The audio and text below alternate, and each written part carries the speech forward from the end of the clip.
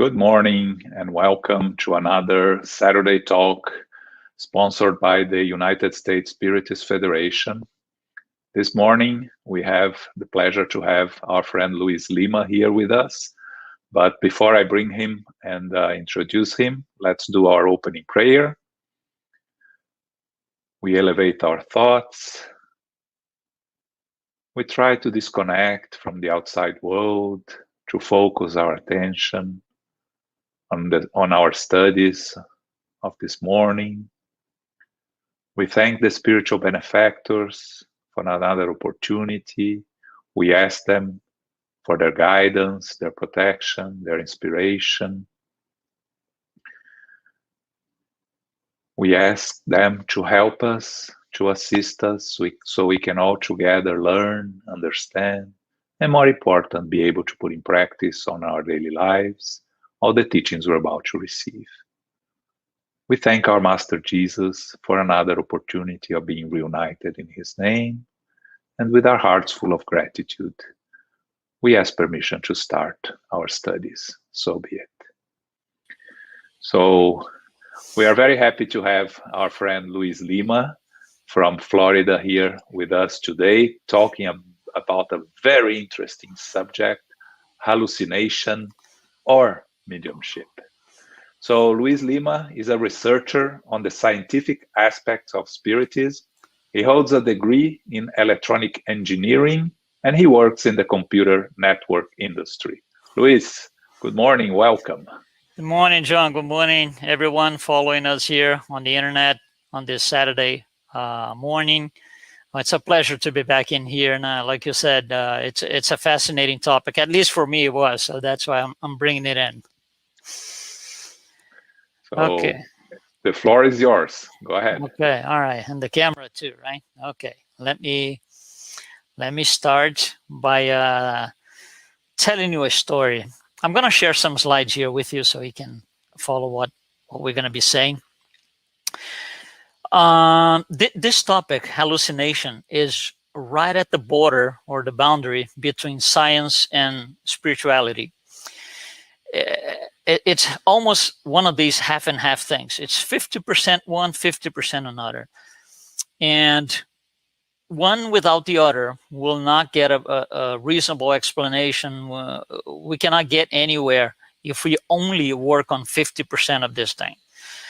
The way we spiritists see from the spiritist side, when you look at what science calls hallucination, it means one thing. When they look from their end into the events of hallucination, it's another thing. So we're going to try to reconcile these two things, and hopefully we're going to bring some new information for you. And it's something that depends, in order to provide that explanation, go through it, we depend a little bit of some scientific explanation. So we're going to have to talk a little bit about science. But what got me interested in this thing, and that's the story I was going to tell you. A few years ago, many years ago, I was sitting with some people, okay, in a table, and we were just having coffee, some bread, and one of the people in there, suddenly, she said this: "They are coming, they are arriving." So I myself, I kind of looked around. I didn't see anybody arrive. I didn't see anything, and I didn't really pay attention to that. So we kept going on our coffee, and a few minutes later, she looks at us and she says, look what they're doing on my arm." And we all look at it, and what are they doing at your arm? "Can't you guys see? They are writing on my arm." And she showed the arm. So they are writing on my arm. And we go like, what are you talking about? It's making no sense to me. And she was really serious about it. And then she said, "You see, it hurts when they write like this." And I go like, "But what are they writing?" And she goes like, "Can't you see the word?" And I said, "No, I can't." And no, none of us can.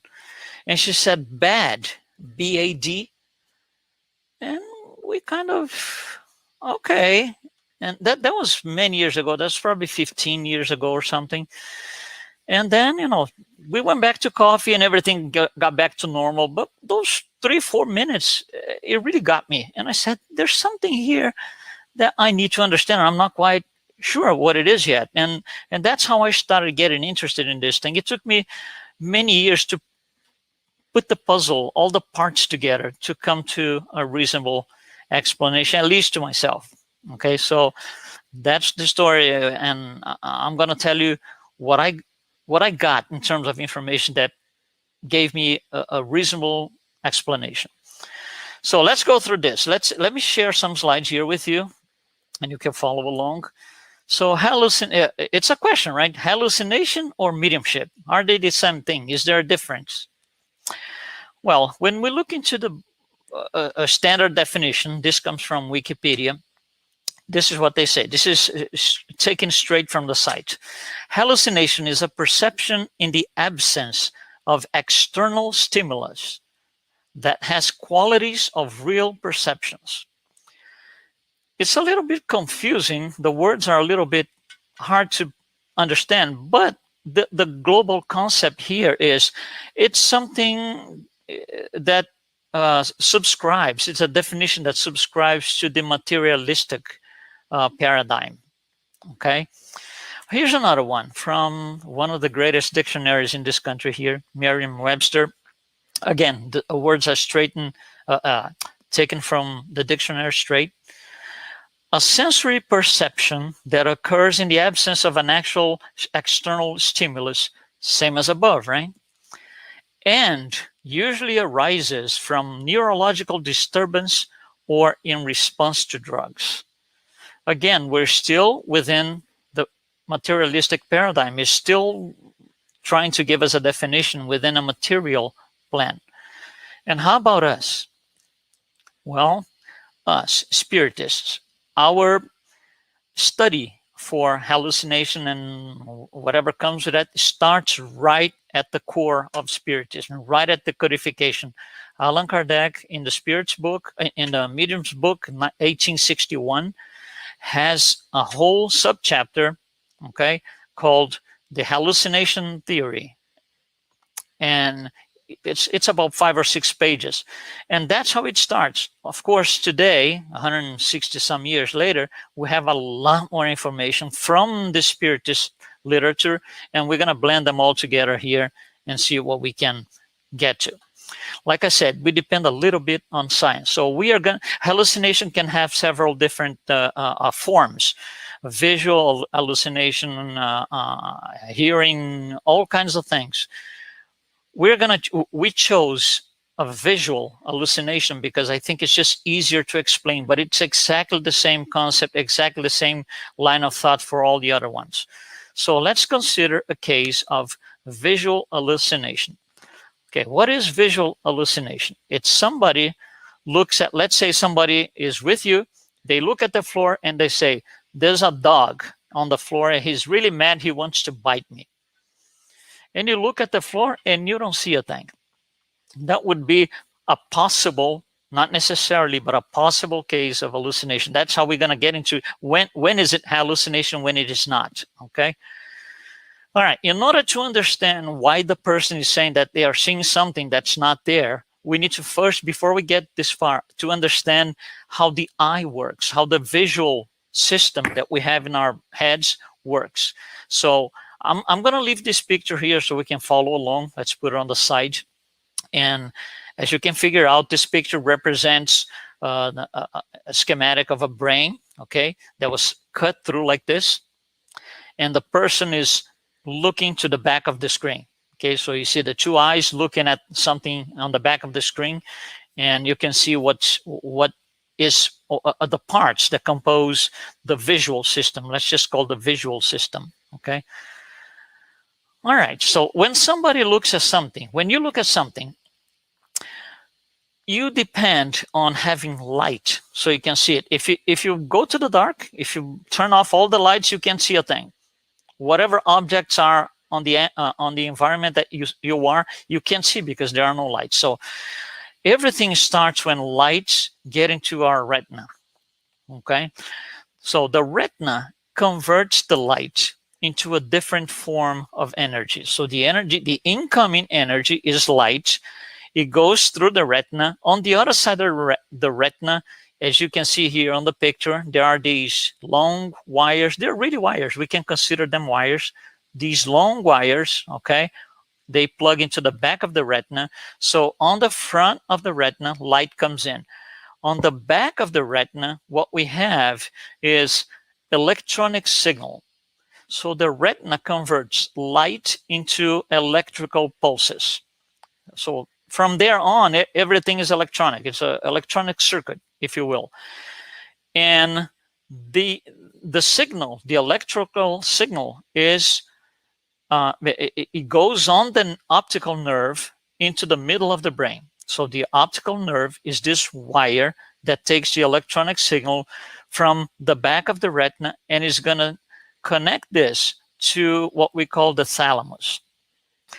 The thalamus is an important piece to understand because the only thing the thalamus does is concentrate all the nervous terminations that we have, all the nervous endings that we have in all our body. For example, if I step on your toe, right, you're going to scream because you felt it.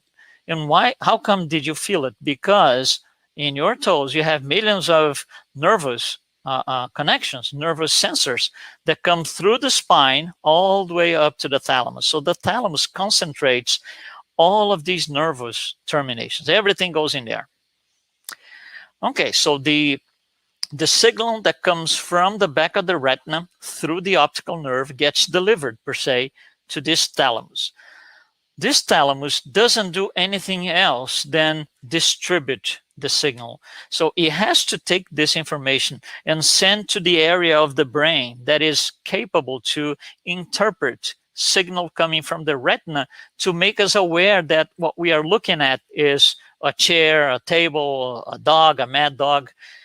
Okay, so it has, this information has to be delivered to the proper area of the brain. Same happens to anything that gets into the thalamus. So the thalamus makes this logistics of receiving signal and sending out to whatever part of the brain the signal needs to be sent to. And there's never a mistake in there, because if the signal comes to the retina, the thalamus knows it's something that has to go to the area that interprets images. Okay. How is this signal taken from the thalamus to the area of destination in the brain? We don't have wires for this. The same way you have an optical nerve, which is a hardwired connection, if you will, from the eye into the thalamus. From the thalamus to its destination, there is no wire. There is no such a thing. What happens is it's going to go through a network of neurons. Now, neurons, as you know, they are small, tiny, tiny, tiny cells. So how come, you know, if you think of the size of the brain, how come signal can travel, even if it's 1 inch from the thalamus to its destination? 1 inch is 1 million neurons that have to be there side by side to make it happen. And that's exactly what takes place. The information takes place because one neuron attaches to the back of the other, then the other, then the other, then the other. That's how it works. This wire, if you will, okay, is not there. It is only there to carry that signal. When the signal travels through and gets delivered, the whole a virtual wire formed by all these neurons gets dismantled. And these neurons are available to make other connections with other neurons and carry over the next electrical signal. This is how it works. It's really complicated and it's very interesting.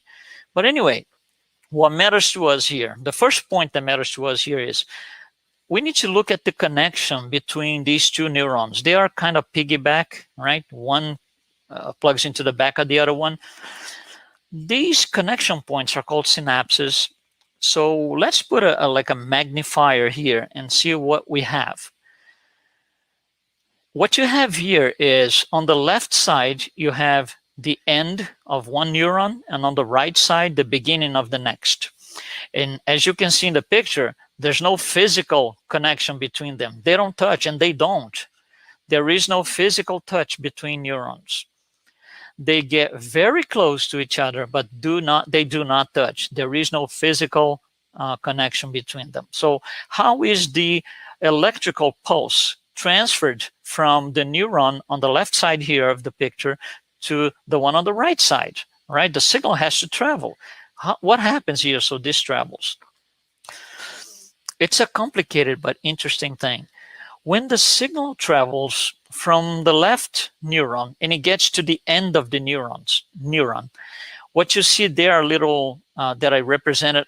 They represent little bags with stuff in there. For now, let's call stuff, right? And the electrical signal hits these things. These little bags are called synapse vesicles.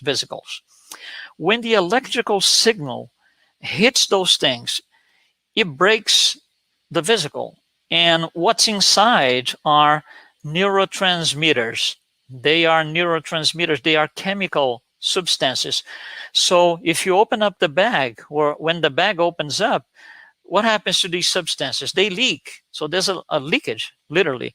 They leak and they will, not touch because they're liquid, but they're going to make its way to the other side where the other neuron is. And the other neuron is going to sense that there's chemical elements in there through their receptors. And it will reassemble the electrical signal. Yeah, it sounds complicated. It is.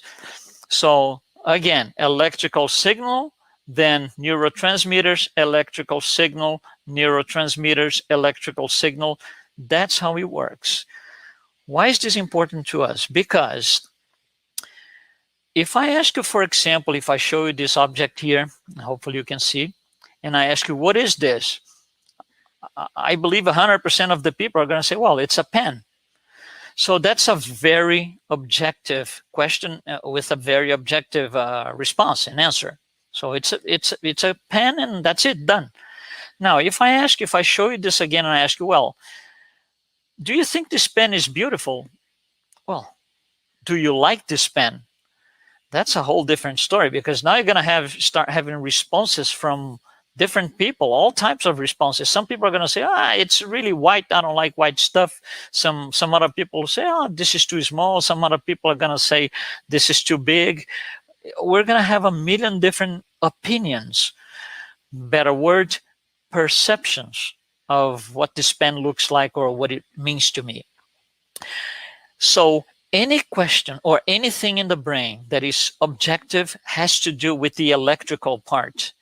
Anything that is perception has to do with the chemicals, the neurotransmitters.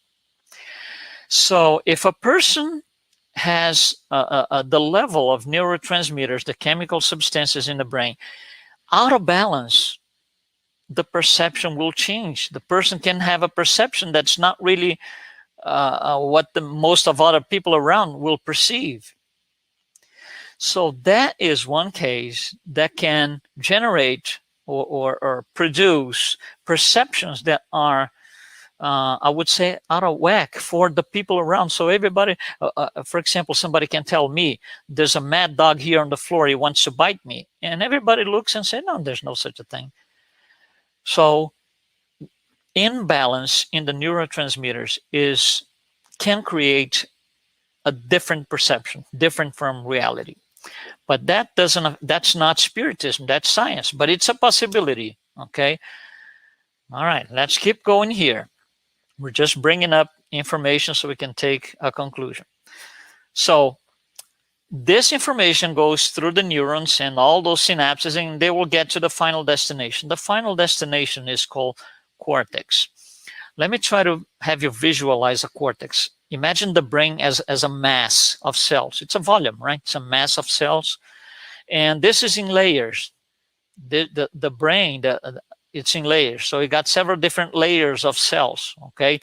The 6 top layers, the 6 outer layers is what we call the cortex. That is where interpretation of these electrical pulses takes place. The cortex, usually when we talk about the cortex for illustration purposes, we have something like you see in the image here. It has different colors depending on the area that you're looking at.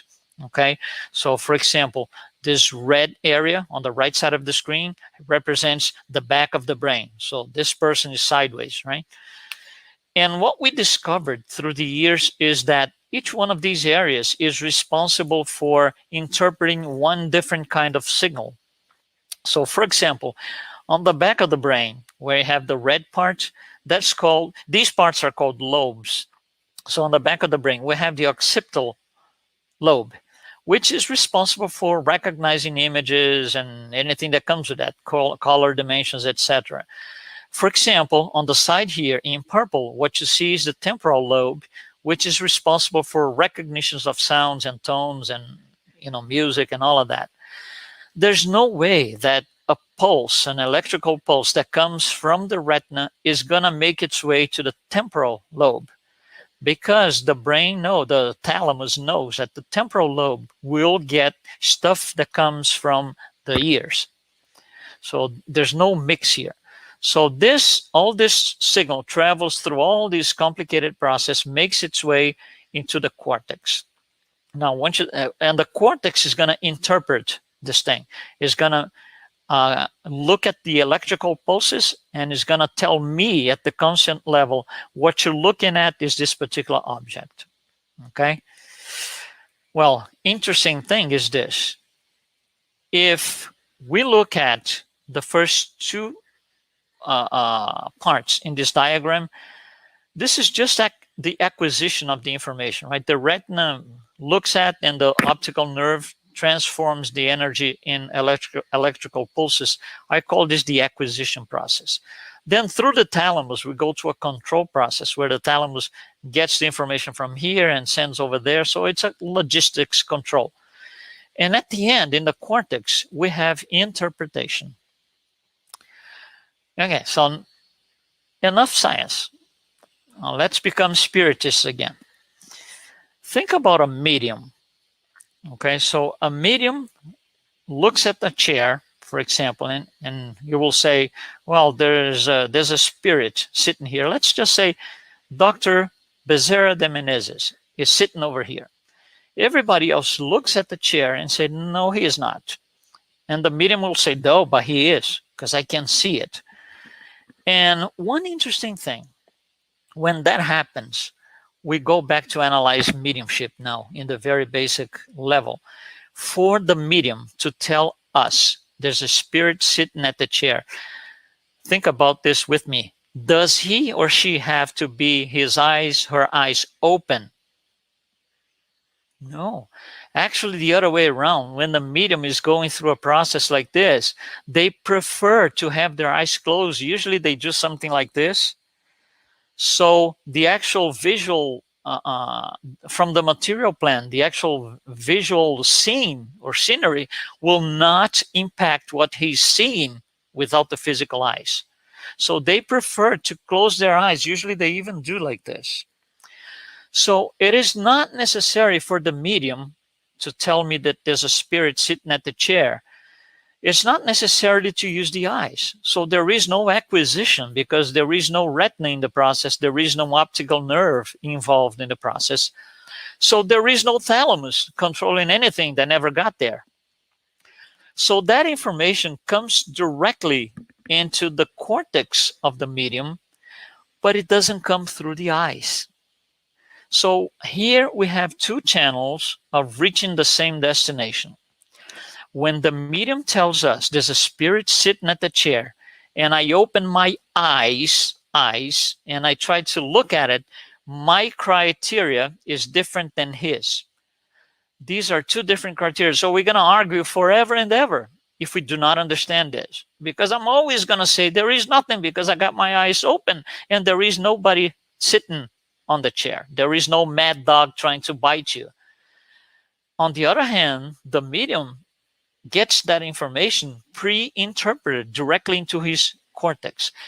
How come the information gets to the cortex without passing through the eyes and everything else? It's an alternative, let's put it this way for now, channel called pineal gland. So the pineal gland is the way that one way that allows us to perceive and capture information from the spirit world, and that information comes pre-interpreted straight into the cortex. That is mediumship. So when a medium and an incarnate person argue or talk about there is such a thing or there isn't, we're not going to get anywhere because we're using different criteria. Okay, so let's go next level up. We're trying to make the point, right? In modern science, we have something called cerebro or PET scans, CAT scans, different types of scanners. What these things do is they look at the live brain metabolism, in which it's going to display to, it's a machine that has a monitor, okay, and a display. On that display, what the technicians and the doctors are going to see are which areas, and this is real time, so it's very dynamic, which areas of the brain are having activity on. So for example, if I look at something, right, I'm looking at something, if I'm in the machine, it is expected that the machine shows activity right here in the back of my brain on the occipital lobe, because that's the lobe responsible for interpreting and taking care of imagery. Okay, so two things here. Technology gets better every year. So the scanners that we have today are much better than the ones 10 years ago, 20 years ago, of course. And they will be much better in 10 years. That's one thing. Number two is for the medium to get into this machine and the machine to be able to capture something, we need to know what areas of the brain does something. We need to have that knowledge, and we do. Science dominates this completely. So we know that in the back of the brain, activity back here, if the machine shows up, something in the retina is working. I'm looking at something. If it goes under the temporal lobe, something in the ears is coming. I'm listening to music, whatever it is. So we have to have that previous knowledge to use the machine and interpret signals correctly. Like I said, we do. We dominate almost 100% of this. The almost is the problem, as you're going to see. All right, so let's keep going. Let's go back to our example. So we went through all of this thing. So we look at something, it goes through the retina, the whole thing that we spoke about, and it makes its way into the cortex. So it all started in the eye. The eye is looking at something, and it passes through all these processes, and it makes its way into the cortex. When it gets into the cortex, think about this with me. The cortex is a mass of cells, just like the whole brain is. We're talking about cells, physical, material elements.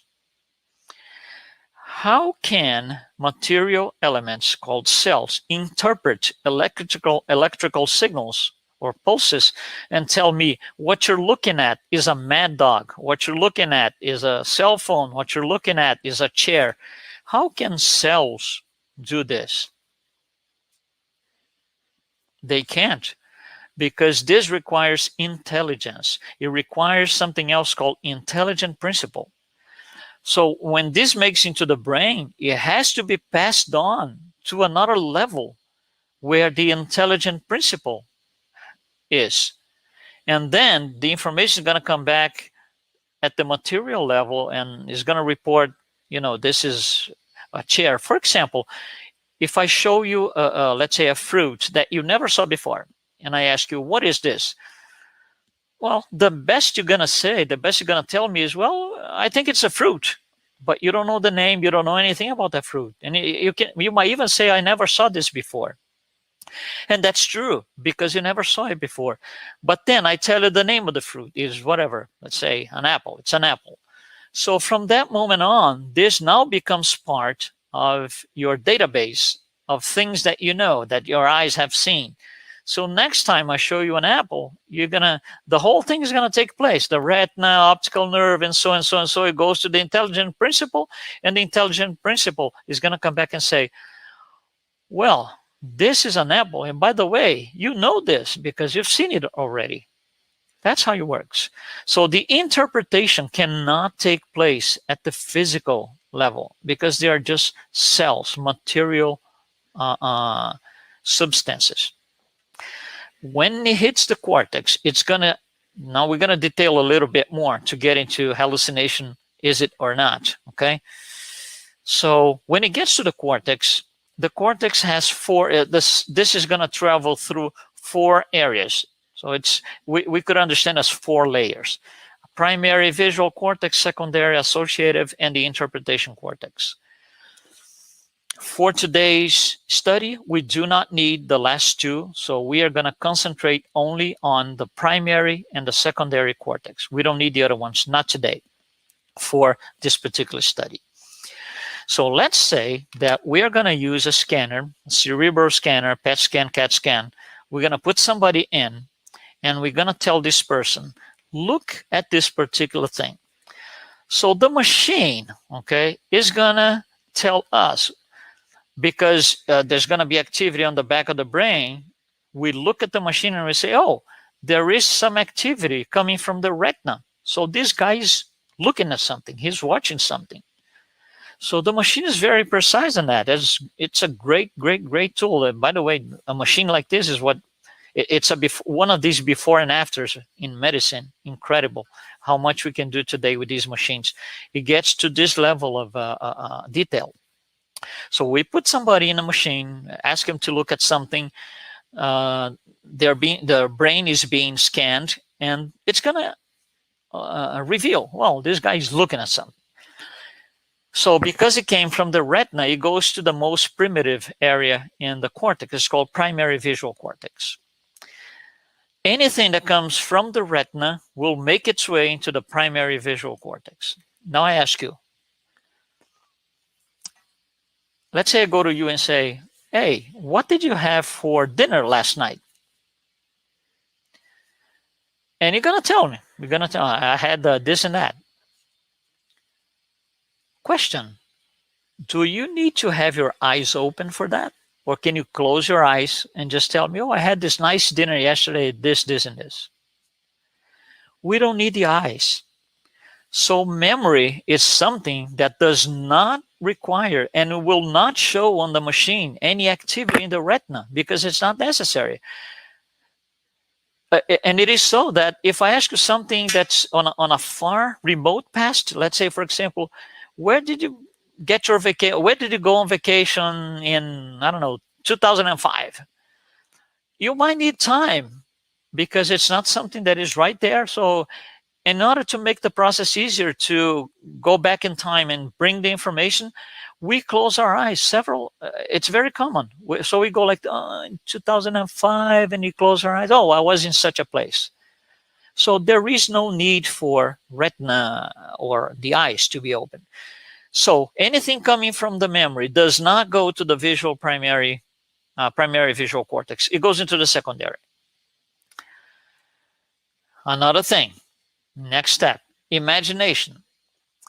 If I tell you, can you imagine yourself wearing pajamas right now, riding a horse in the desert? Can you imagine that? Of course you can. Do you need your eyes open? No, you don't. It wouldn't even make sense, right? So anything, imagination means secondary visual cortex, because there is no need for the eyes, for the retina to be, the eyes to be open and the retina capture visual light. There is no need for that. Number 3, hallucination. So let's come back. Hallucination, we're going to take one example. So we use the same example from now to the end and makes more consistent on the study. So hallucinating, we're going to use the example that I gave you before. Somebody looks at the floor, tells me there's a mad dog on the floor. He wants to bite me. Everybody else around looks at the same spot and say, no. There is no such a thing. And you see, because of lack of comprehension and lack of understanding on the process, hallucination became a word that's used sometimes in an offensive way. So sometimes, somebody tells us something and we just go, oh, this guy's hallucinating. I mean, hallucinating is not this. There's a clinical reason for that. It's a medical term. Okay, so let's go back here. So somebody looks at the floor and tells us, there's a mad dog on the floor. He wants to bite me. We all look at the same spot. There's nothing there. So a group of students about 20 years ago decided to study hallucination using the scanners. So they said, what happens if we put the guy who is hallucinating in the scanner when he is hallucinating? Well, let's give it a shot, see what happens. So what they did is they put a guy in, several people, they did with several people. They were supposedly hallucinating, and the cerebral scanner, it was expected that this goes to the secondary visual cortex, because there is no dog on the floor. He's not mad and he's not going to bite anybody. So it was expected that this thing would go to the secondary visual cortex.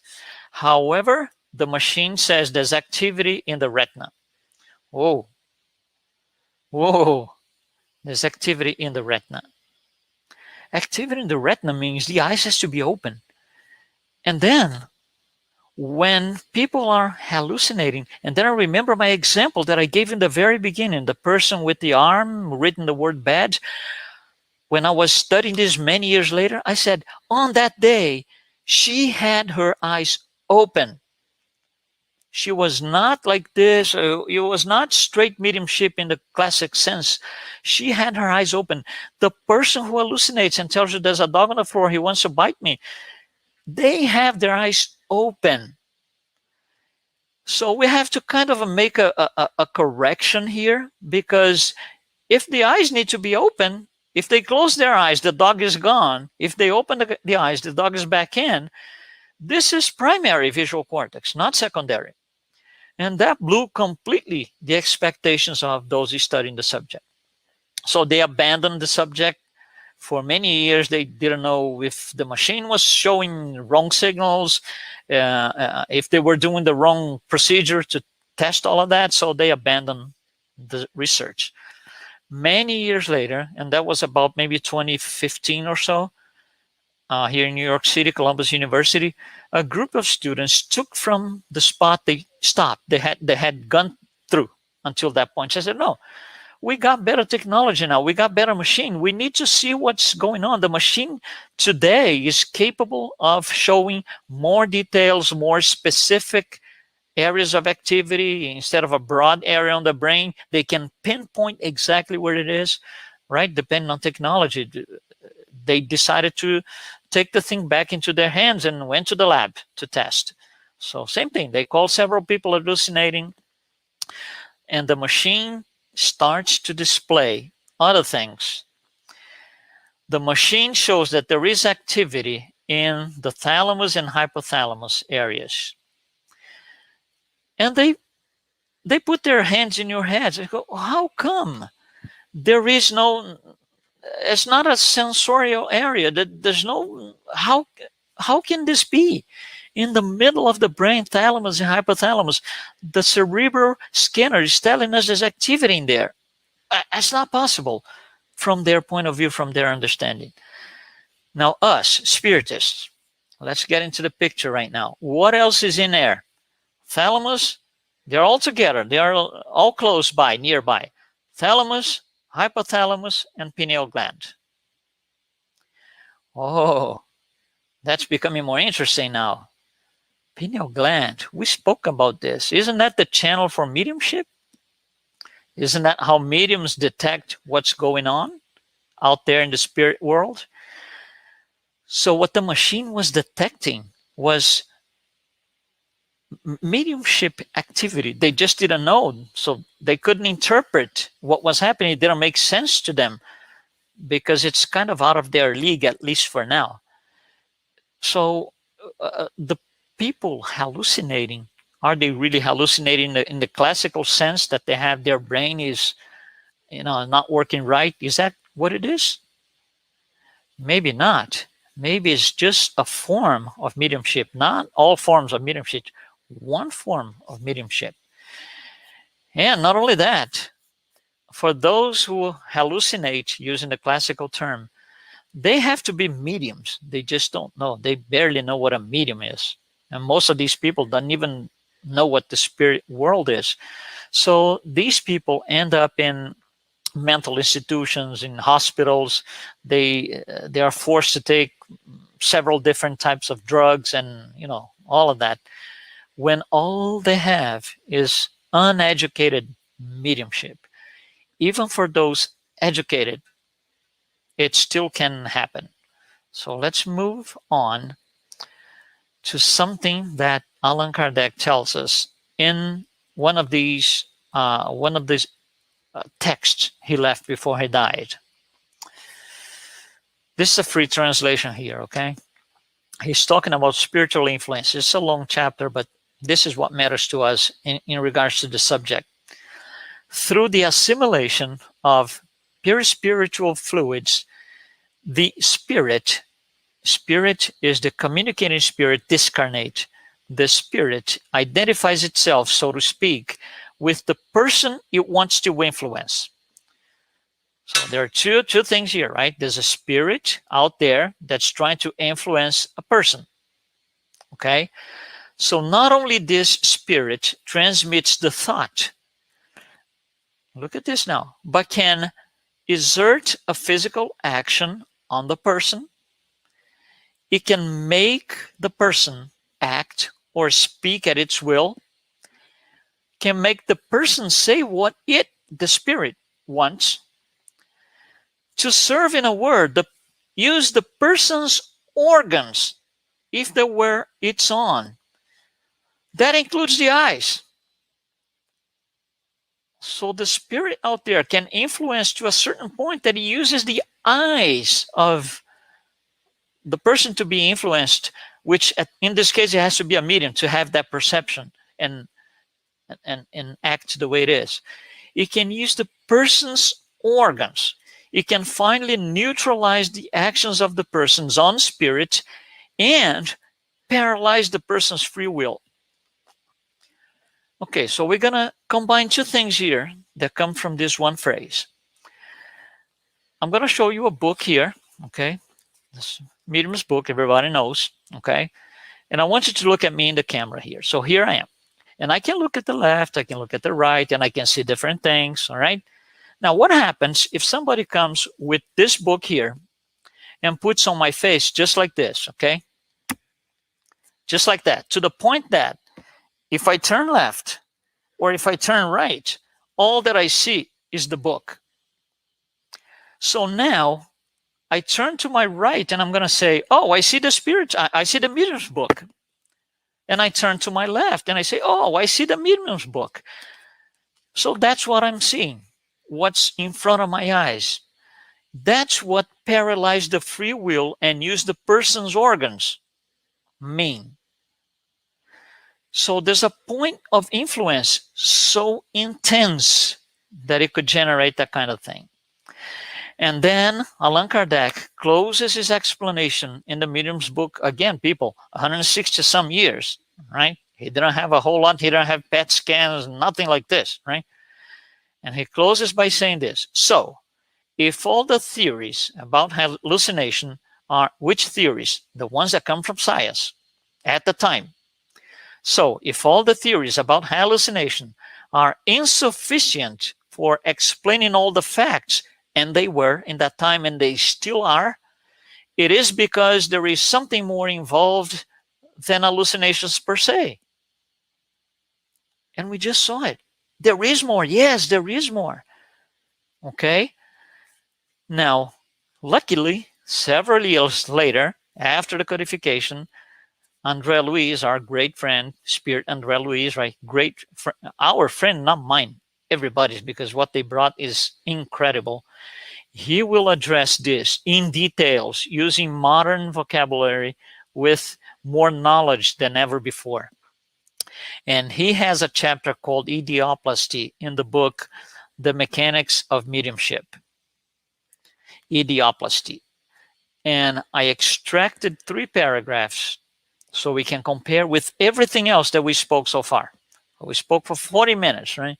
So we're going to look at 3 paragraphs and blend with 40 minutes of talk. So he is talking about influences, same thing, spirits influencing people. The names that they use, so you can follow the explanation, because I'm extracting, so I need to put in context. The the discarnate spirit, he calls hypnotist. The person, the incarnated person, he calls the subject. So let's go through the text. The subject, the person incarnated, will contemplate the image in the minutest detail. What image? The image that's going to be, like I did for me here before. If I put the spirit's book, the medium's book here, the image is the image, this medium's book. So there's going to be an image placed in front of the person's eyes. And that person will catch that in the minutest detail. I'm going to continue the text, but just a break here. So, for example, when the person who is hallucinating, which is not really a person anymore, we can call medium. It might be unknown, it might be known or not to the person, but still it's a medium. So when the medium tells me there's a mad dog here and he wants to bite me, if you ask him questions about the dog, he will give you the smallest, minutest details about the fur, the eyes, the teeth, the breed. He will tell you everything, the minutest detail. Okay, so if the hypnotist places a mirror in front of the subject before telling him that, the person will see 2 of them. Why 2? What does a mirror do? The mirror reflects an image. So for the person, it is so real, so real, so real that if they put a mirror in front, the medium sees both of them. Incredible, huh? Let's keep going with this, with the text. The word most often used for this phenomenon is hallucination. However, this definition is not really accurate, since there is neither daydreaming nor illusion involved. Because for science, for those studying the subject, they attach this to daydreaming, to illusion, to, something is wrong in the physical parts of the brain. So Andrea Luiz is trying to tell us, if we spiritists use the word hallucination for something like this, it's not a good definition for us. We'd better use ideoplasty. It's more accurate. It means a lot. It brings a whole different world of explanations for us. So we should use, on a situation like this, ideoplasty, not hallucination. And here's how he closes the subject. And we really need to pay attention to this. In intellectual effects mediumship, 2 types of mediumship: physical effects, which is something, appearances and stuff like that; intellectual effects. In intellectual effects mediumship, ideoplasty plays an extremely important role. A certain class of constantly repeated thoughts, emitted towards the mind of an inexperienced medium, right, may force it to accept certain images held by the persistent mental wave as actual situations and personalities. So this discarnate spirit gets the medium and start, forcing this image in all the time, repeating thoughts all the time, forcing mental wave upon the person, the medium, to a point that the medium is going to say, this is real. This is no mediumship. And he even closes the phrase, like a child who believes he or she is actually looking at this or that landscape or person, although it's only a movie. This is a this is the wrap-up of an explanation that for us spiritists closes a lot of open holes. It sets the explanation straight, black and white.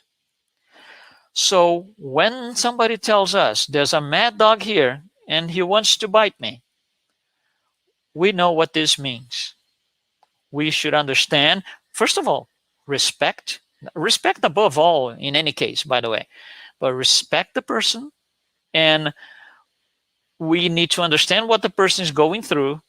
Don't say, no, there's no dog in there, because it's a challenge. It makes it worse for those, right? What happens is, with time, the medium gets educated, if he ever decides to, learn more and so and so and so, to a point where when they are suspicious of something, they will ask. Chico Xavier used to do this. Divaldo Franco used to do this many years ago. They would have to ask, there's a guy here with a black tie. Is there really a guy there? He would ask for those, close friends and so, because they couldn't tell at times. So the mediums are subject to that kind of thing. Look at this phrase here. Thoughts emitted towards the mind of an inexperienced medium may force it to accept certain images held by the persistent mental wave as actual situations and personalities, and there is nothing actual in there. There is no reality there. It's just for them. There is no mad dog willing to bite anybody. There is no such a thing. So with this, let's try to wrap up. There are consequences to the person going through this all the time, of course. So let's talk a little bit about this. First of all, hallucinogens. Those are substances that make the person have a perception of reality that's not really there. But that's not mediumship. Those are substances that create alterations in the neurosystems, in the neurotransmitters, and change the person's perception. Even something simple as alcohol can change your perception. You get 2 drinks of something, 3 drinks of something, it will alter the perception. That's not mediumship. That's different. Okay? For these cases here, there is an external triggering factor, an external stimulus. What we spoke about here today is not this. It's something different.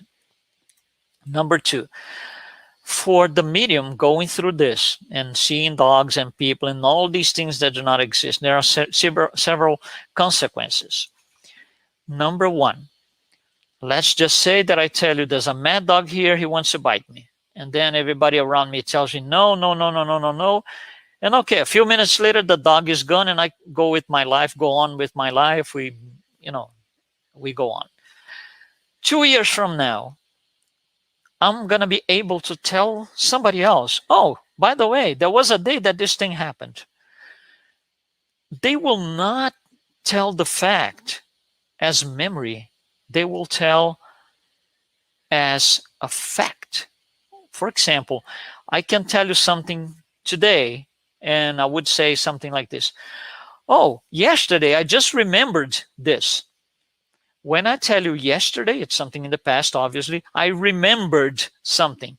So I'm in full consciousness that there was not a fact. It was something that I brought from memory. It just happened a day ago, but it was brought in from memory, secondary visual cortex.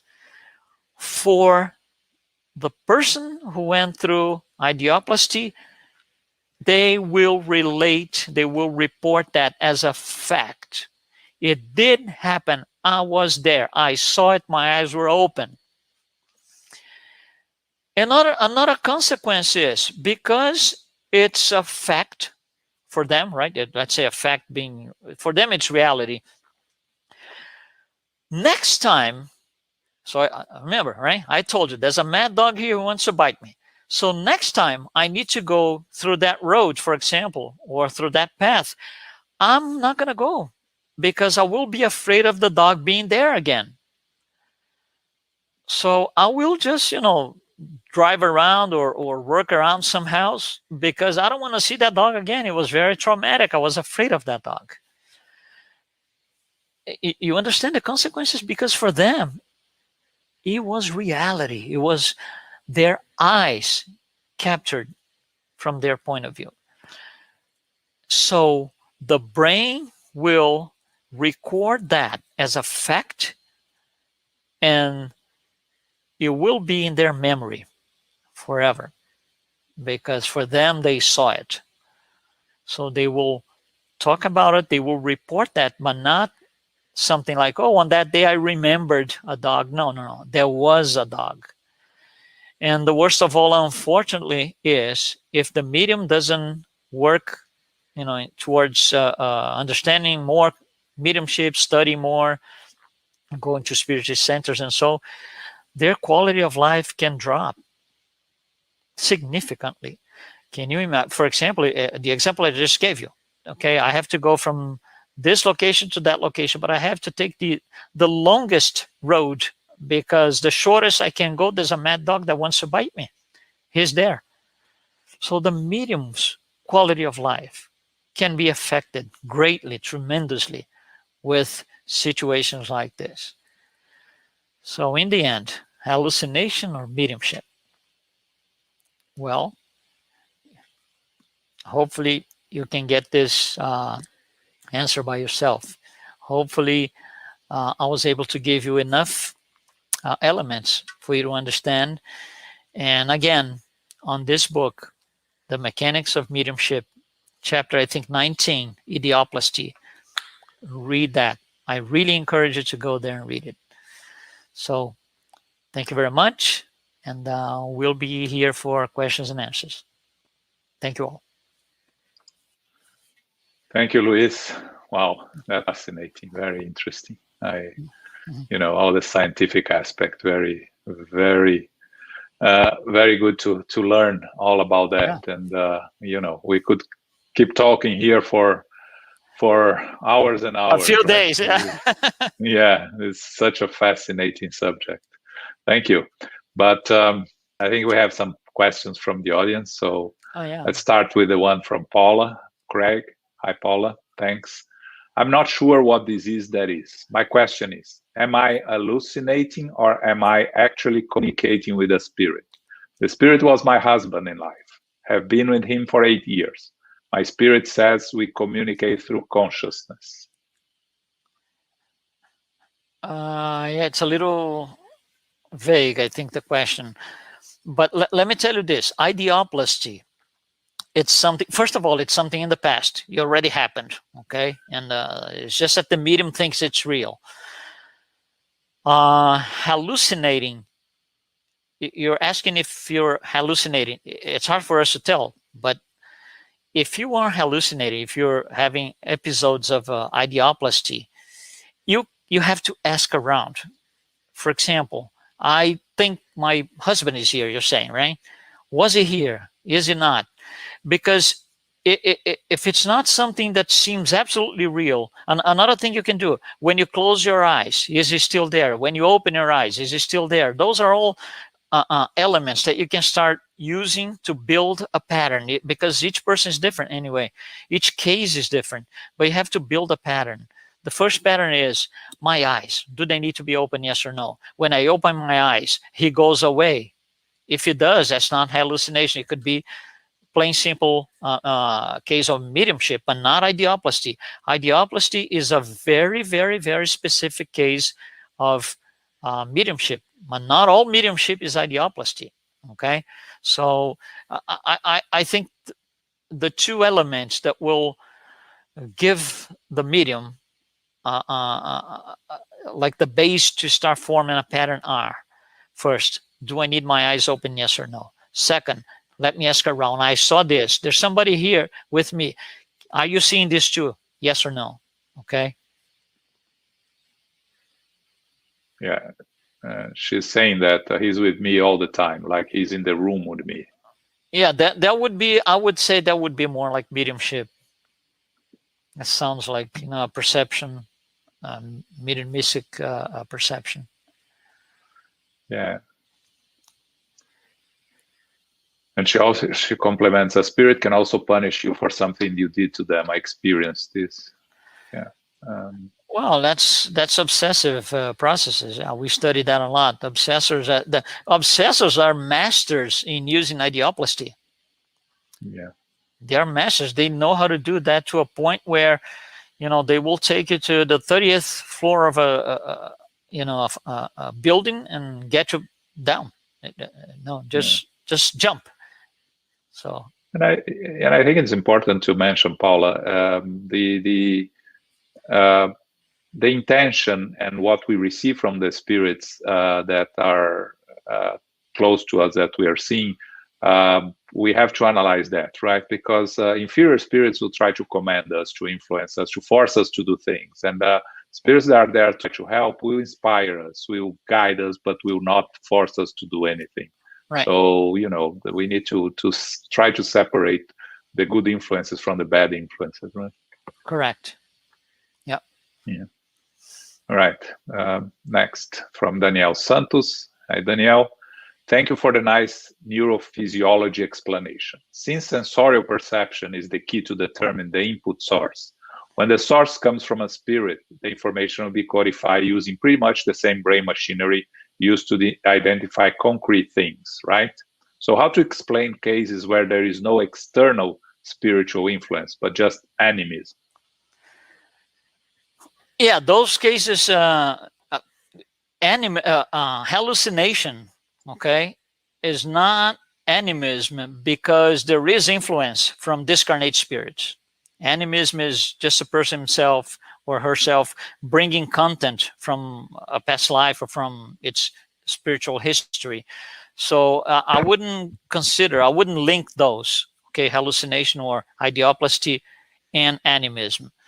But like you said, Daniel, the content, with the brain machinery, the brain is still the same.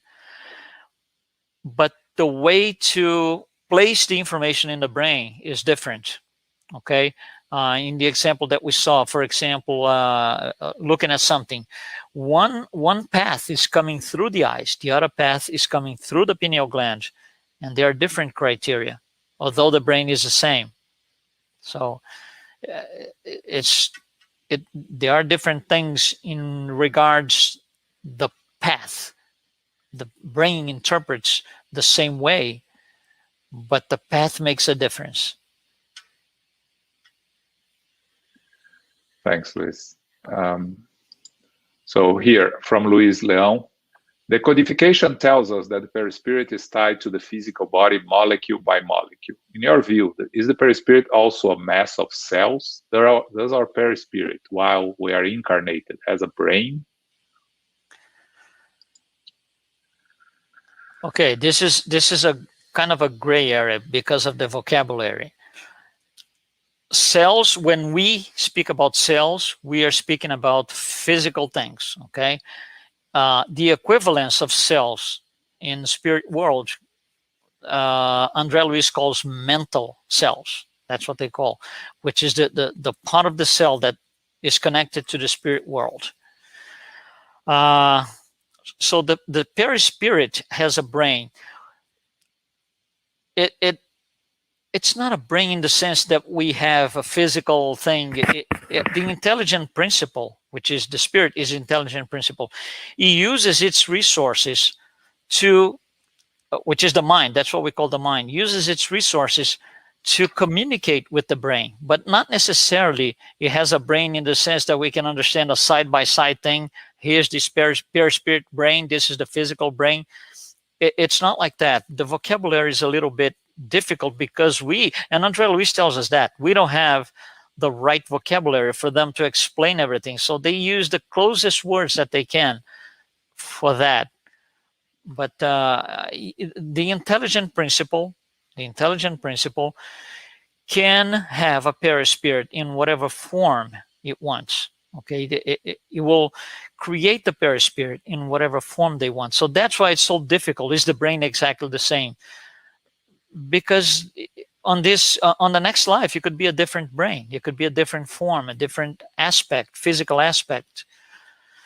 So, But that doesn't have anything to do with hallucination, though, right? That's just talking about influences of the intelligent principle in the perispirit. Yeah, thanks.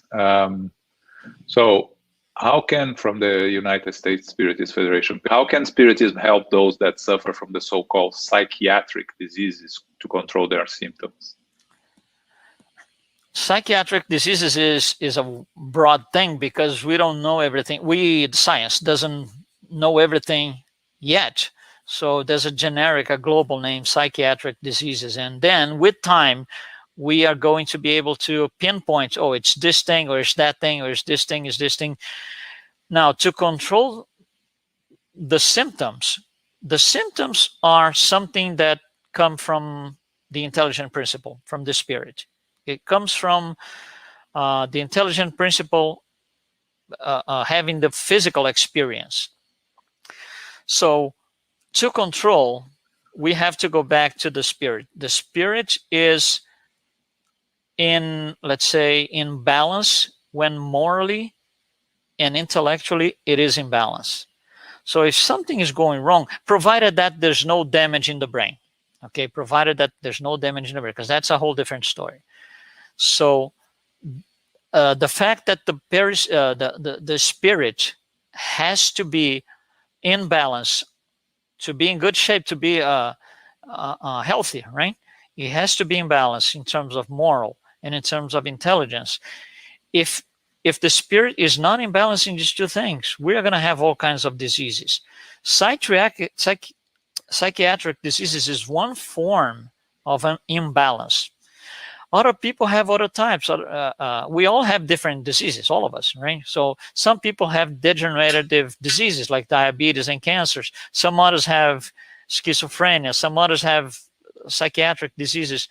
It is still something that reports back to only two things: moral and intelligence, because that's what the intelligent principle holds in it. Thanks, Luis. Is out there any books beside the Medium's book by Allan Kardec? Actually, to explain mediumship. That's what he wanted. Freddie Ricardo wants to know. Well, there's several different books in Spiritist literature. I showed you two here, the Medium's book and also this one, The Mechanics of Mediumship. It's another one. There's the domains of mediumship, in the domains of mediumship. So I would say there's at least there's more than 100 books about it. And as we go along and we learn more in general, especially from scientific stuff like we spoke today, information becomes updated and more books will come out, more information comes out. But yes, if you go back to the classic Spiritist literature, there's at least these three books: Medium's book by Allan Kardec, The Mechanics of Mediumship by André Luiz, Spirit, and In the Domains of Mediumship by André Luiz, and also Evolution in Two Worlds by André Luiz. Those are classic books that will explain a lot of mediumship. Okay, so from Yasko, how better we are today in this to distinguish between hallucinations detected medically and uneducated mediumship? Is the medical field better equipped, or is the knowledge of spiritual influencing more accepted? Okay, so first of all, how does hallucination can be detected medically? It's still, I would say, we're in the very first stages, because there is stuff that's not hallucination, and they are seen as hallucination. So now you're telling the difference between detected medically and uneducated mediumship. There is no uneducated mediumship in science. There is no such a thing. There is no mediumship in science. So they will never be able to say, oh, now at this point, this particular case, I'm in doubt. I don't know if this is hallucination, medically speaking, or if it's uneducated mediumship. There is no such a thing in science, okay? For us, we can tell, for the most part, we can tell because we know both. We know what hallucination from the clinical medical point of view is, and uneducated mediumship is. So as far as we can, going back again, can build a pattern, okay, again, with the eyes and asking around, then we will know if it's one or the other. And there was another last thing. Can you put the question back, please, so I can address the last part that was interesting too? Let's see here. There was a third item that she said. Okay. Is the knowledge of spiritual influence more accepted? Not by science. Not by science. Not to this level. Science accepts certain things. For example, that the mind has an impact, for example, recovering from diseases and stuff like that.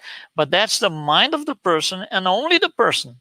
It doesn't mean that somebody else out there, some other discarnate spirit, influences this patient and he is getting better. No, it's all within the person's domain.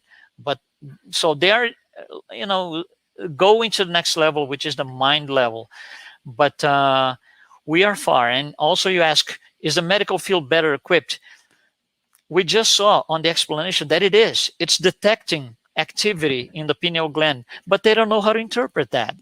So it's not only better equipped, it's medical knowledge. What does it mean? Why are we seeing activity in the pineal gland?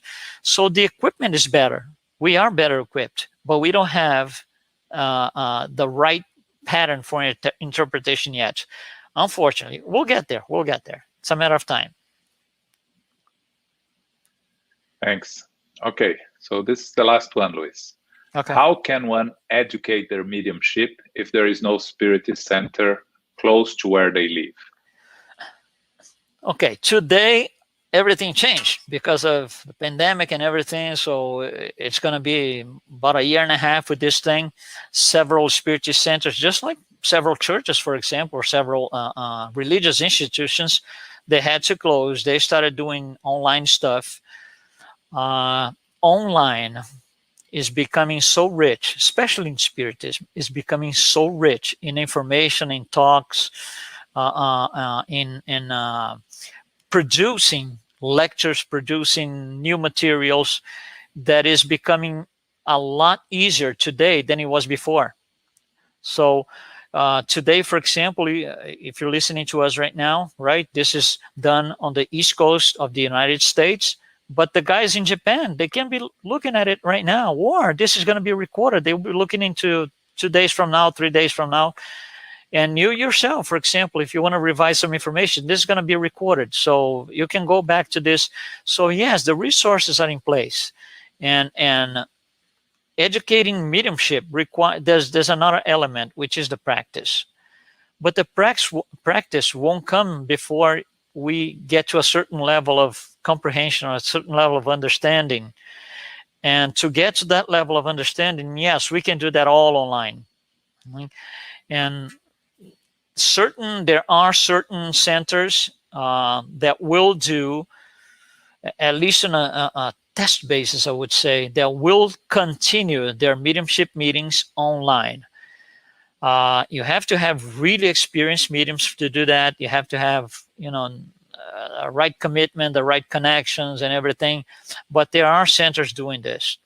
But again, with the pandemic, things are going to change, and we have several lectures, several different elements that can be used all online, at least for now.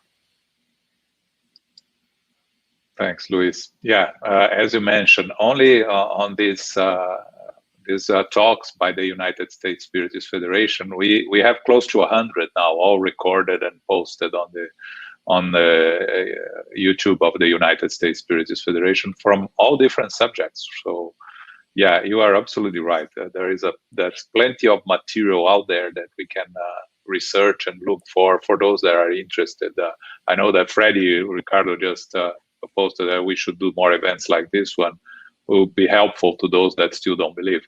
Yeah, yes, it is. But those that don't believe don't look for it, right? So that makes it more difficult, right? but out there, what we can do is to make those events put out there and allow the internet to disseminate it for us, right? So this talk is recorded and it is posted on our website. Okay, Luis, thank you very much. Very interesting subject. As I mentioned before, we could be here talking for hours and days, but it's good. We leave something out there for next time, and That's maybe right. when you come back, you continue on the subject. Okay, we'll be here.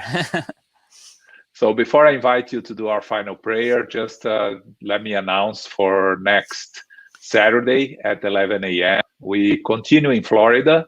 We'll have a talk with Sabrina Tomaszewski, who is an active member of the Peace and Knowledge Spiritist Center in Orlando. And she's going to talk to us about facing struggles. So Saturday, August 14th at 11 a.m. Okay? Thank you, Luis. Can you do our final prayer for us? Yeah, sure, absolutely. Okay, so I'm going to invite everyone listening to us right now to just relax, close your eyes, concentrate on the image of our Master Jesus, his serene face, his eyes. He was able to show us so much when he was incarnated. We appreciate that. Thank you, Jesus, for all the opportunities that we are given, for all the knowledge that we were provided with, for all the information that was compiled years later in the form of a consoler. We want to also to thank each one of us here, our spirit guides, the mentors of all the work done by the Spiritist Federation, all the work done by Spiritist centers across and around the world. We should follow our path, having in mind that we are all going to be perfect one day, and there's a destination. That destination is where Jesus is now. So we need to dive into what he said. We need to abide to what he suggested. And we need to be true to ourselves that whatever information we acquire when studying his messages, we're going to be using for ourselves first and for the others that are also in need. The good that we do to others will be a good to ourselves. So thank you, Jesus, for this one opportunity again to be here with everybody following us, and that everybody can have a great weekend and be in peace. Thank you.